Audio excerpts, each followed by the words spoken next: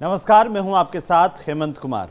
आज हम बात करेंगे ब्रिक्स शिखर सम्मेलन की, प्रधानमंत्री नरेंद्र मोदी की मौजूदगी की। प्रधानमंत्री नरेंद्र मोदी कजान में 16वें ब्रिक्स शिखर सम्मेलन में भाग लेने के लिए रूसी राष्ट्रपति व्लादिमीर पुतिन के निमंत्रण पर 22 से 23 अक्टूबर तक रूस का दौरा कर रहे हैं। विदेश मंत्रालय के मुताबिक कजान में ब्रिक्स शिखर सम्मेलन रूस की अध्यक्षता में इस बार आयोजित किया जा रहा है। अपनी यात्रा के दौरान पीएम मोदी के ब्रिक्स सदस्य देशों के अपने समकक्षों और कजान में आमंत्रित नेताओं के साथ द्विपक्षीय बैठकें करने की उम्मीद भी है। शिखर सम्मेलन वैश्विक मुद्दों पर चर्चा करने के लिए एक महत्वपूर्ण मंच है। विदेश मंत्रालय ने इसे लेकर के बताया है कि न्याय संगत वैश्विक विकास और सुरक्षा के लिए बहुपक्षवाद को मजबूत करना, इस विषय पर आयोजित शिखर सम्मेलन नेताओं को प्रमुख वैश्विक मुद्दों पर चर्चा करने के लिए एक महत्वपूर्ण मंच प्रदान करेगा।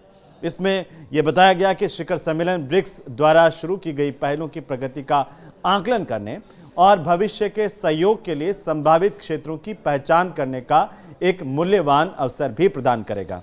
अब सवाल ये कि ब्रिक्स में आखिरकार इस बार प्रधानमंत्री नरेंद्र मोदी का मंत्र क्या होगा।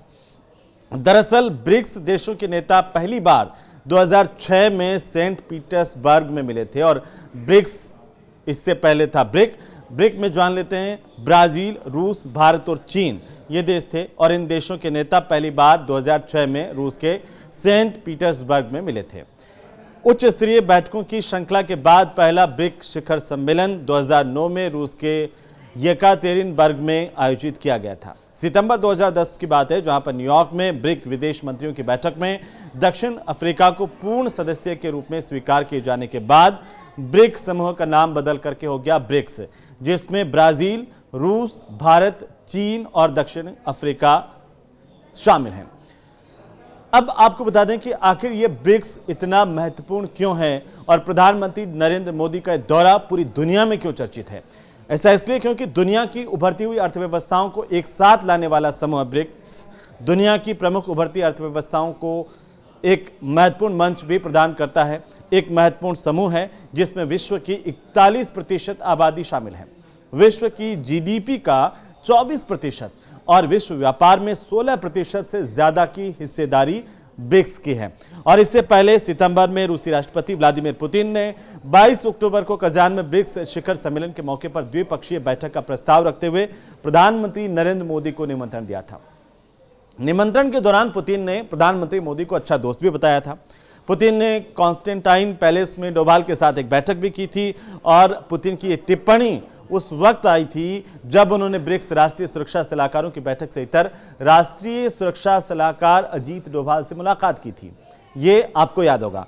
पुतिन ने रूस के सेंट पीटर्सबर्ग के कॉन्स्टेंटाइन पैलेस में डोभाल के साथ ये बैठक की थी, मुलाकात की थी और क्रेमलिन ने एक बयान में राष्ट्रपति पुतिन का हवाला देते हुए कहा कि हम कजान में श्री मोदी की उम्मीद करेंगे। मैं उनकी यात्रा के दौरान हुए समझौतों को लागू करने में हमारे संयुक्त कार्यों पर किताबें बंद करने के लिए 22 अक्टूबर को यहाँ पर एक द्विपक्षीय बैठक आयोजित करने का भी सुझाव देता हूँ। ये पिछली दफा बैठक के बाद अब तक जो हुआ 2024 में प्रधानमंत्री नरेंद्र मोदी की रूस की ये दूसरी यात्रा होगी।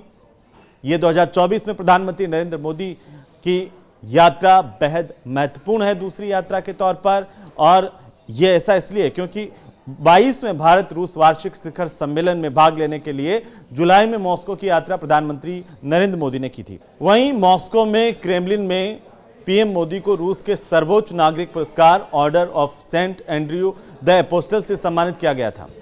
दोनों नेताओं ने मॉस्को में VDNKh प्रदर्शनी में केंद्र में रोसाटॉम पेविलियन का दौरा भी किया था और अब प्रधानमंत्री का यह दौरा रूस का अपने आप में बहुत महत्वपूर्ण होने जा रहा है। और आपको बता दें कि अमेरिका की अगुवाई वाले समूह के विकल्प के तौर पर भी अब ब्रिक्स को देखा जाने लगा है। और ऐसे में ब्रिक्स में बढ़ती भारत की अहमियत और प्रधानमंत्री मोदी के इस दौरे पर दुनिया भर की नजर है। और इसे लेकर बीते दिनों भारत के विदेश मंत्री एस जयशंकर ने कहा था और ये महत्व बताया था कि आखिर ब्रिक्स का महत्व क्या है। बीते कुछ सालों में उन्होंने कहा कि हमने देखा कि कई और देश इससे जुड़ना चाहते हैं। हमने पिछले साल जोहान्सबर्ग में ब्रिक्स के विस्तार का फैसला किया। उन्होंने कहा कि हमने नए देशों को न्योता भेजा। हम अगले महीने रूस के कजान में इस समूह की बैठक के लिए मिलने वाले हैं और ब्रिक्स के तहत हमने न्यू डेवलपमेंट बैंक बनाया है। जरूरी नहीं है कि हर मुद्दे पर हमारी सोच एक जैसी हो। ये भारत के विदेश मंत्री एस जयशंकर का बयान था। ब्रिक्स की स्थापना की बात करते हैं। 2006 में ब्रिक्स की स्थापना हुई थी और 2010 में इस समूह में साउथ अफ्रीका जुड़ा। हाल ही में इस समूह में कई और देशों के शामिल होने की प्रक्रिया भी शुरू हुई है। इन देशों की अगर हम बात करें तो इसमें ईरान, मिस्र, इथोपिया, यूएई भी शामिल है। सऊदी अरब भी इस समूह में शामिल होने पर विचार कर रहा है। वहीं अजरबैजान ने आधिकारिक तौर पर ब्रिक्स में शामिल होने के लिए आवेदन दिया है। अब माना यह जा रहा है कि ब्रिक्स में तुर्की भी शामिल होना चाहता है और ऐसे में ब्रिक्स का दायरा लगातार बढ़ रहा है और साथ ही साथ दुनिया के लिए इस संगठन की भूमिका भी काफी महत्वपूर्ण हो गई है। ऐसे में प्रधानमंत्री नरेंद्र मोदी का यह दौरा देश और दुनिया के लिए काफी महत्वपूर्ण है, लगातार चर्चाओं में भी है। प्रधानमंत्री नरेंद्र मोदी ब्रिक्स समूह के सदस्य देशों के नेताओं के साथ साथ निमंत्रण पर आए अन्य देशों के नेताओं से भी यहां पर मुलाकात करेंगे। यह सम्मेलन इसलिए भी बहुत महत्वपूर्ण है क्योंकि इससे पहले भी भारत ने वैश्विक मंच पर युद्ध विराम की बात की है और युद्ध विराम को भारत ने समर्थन भी दिया। यह सम्मेलन युद्ध से प्रभावित देशों के लिए एक मंच बन सकता है जहां पर प्रधानमंत्री नरेंद्र मोदी युद्ध विराम और शांति बहाली की अपील कर सकते हैं पूरी दुनिया के सामने। युद्ध को रोकने के प्रयासों को लेकर अगर हम देखें तो प्रधानमंत्री नरेंद्र मोदी ने पहले भी रूस यूक्रेन युद्ध के दौरान शांति के प्रयासों में सक्रिय भूमिका निभाई है। उन्होंने दोनों पक्षों के नेताओं से बातचीत की और शांति के लिए अपनी प्रतिबद्धता को दर्शाया था। इसके अलावा सितंबर 2023 में न्यूयॉर्क में फिलिस्तीनी राष्ट्रपति महमूद अब्बास से मुलाकात के दौरान पीएम मोदी ने गाजा पट्टी में बिगड़ती हुई मानवीय स्थिति पर गहरी चिंता व्यक्त की थी। तो चलिए अब हम आपको बताते हैं कि आखिरकार प्रधानमंत्री नरेंद्र मोदी का यह दौरा इतना महत्वपूर्ण क्यों है। प्रधानमंत्री मोदी ब्रिक्स समूह के सदस्य देशों के नेताओं के साथ साथ निमंत्रण पर आए अन्य राष्ट्रों के नेताओं से भी मुलाकात यहां पर कर सकते हैं, उनसे भी बातचीत कर सकते हैं। और ये सम्मेलन इसलिए भी बहुत महत्वपूर्ण हो जाता है क्योंकि इससे पहले भी भारत ने वैश्विक मंच पर युद्ध विराम की बात की और इससे समर्थन भी दिया। ये सम्मेलन युद्ध से प्रभावित देशों के लिए एक मंच बन सकता है जहां पर पीएम मोदी युद्ध विराम और शांति की बहाली की अपील कर सकते हैं। युद्ध को रोकने को लेकर के प्रधानमंत्री के लगातार प्रयास रहे हैं और प्रधानमंत्री नरेंद्र मोदी ने पहले भी रूस यूक्रेन युद्ध के दौरान शांति प्रयासों में अपनी सक्रिय भूमिका निभाई है।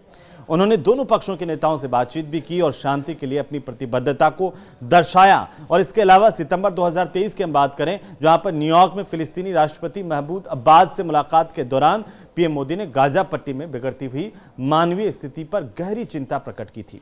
पीएम मोदी का एक कूटनीतिक नजरिया उन्हें एक प्रमुख वैश्विक नेता के तौर पर स्थापित करता है जो शांति और स्थिरता के लिए काम करते हैं। युद्ध विराम को लेकर के भारत का नजरिया बहुत महत्वपूर्ण है। भारत ने हमेशा वैश्विक शांति और युद्ध विराम का समर्थन किया है। प्रधानमंत्री नरेंद्र मोदी की नीतियों का मुख्य उद्देश्य संघर्षों को समाप्त करना और युद्ध प्रभावित क्षेत्रों में शांति स्थापित करना रहा है। अब ब्रिक्स शिखर सम्मेलन में उनकी मौजूदगी, उनकी उपस्थिति इस दिशा में एक और बड़ा कदम हो सकता है जहां पर वे वैश्विक नेताओं से संवाद तो कर ही सकते हैं, साथ ही युद्धग्रस्त देशों में युद्ध विराम के लिए अपील भी कर सकते हैं। वैश्विक नेतृत्व में भारत की भूमिका की सराहना चारों तरफ हो रही है क्योंकि प्रधानमंत्री नरेंद्र मोदी की ब्रिक्स शिखर सम्मेलन में मौजूदगी भारत की वैश्विक नेतृत्व क्षमता को दर्शाता है और इसके अलावा यह संकेत देती है कि भारत अब अंतर्राष्ट्रीय मंच पर शांति स्थापना में एक महत्वपूर्ण भूमिका निभा रहा है। युद्ध और संघर्ष से प्रभावित देशों के बीच शांति बहाली के लिए पीएम मोदी का दृष्टिकोण अंतर्राष्ट्रीय समुदाय के लिए एक मिसाल बन सकता है और इस लिहाज से ये दौरा अपने आप में पूरी दुनिया के लिए बहुत महत्वपूर्ण है और साथ ही साथ भारत के लिए भी।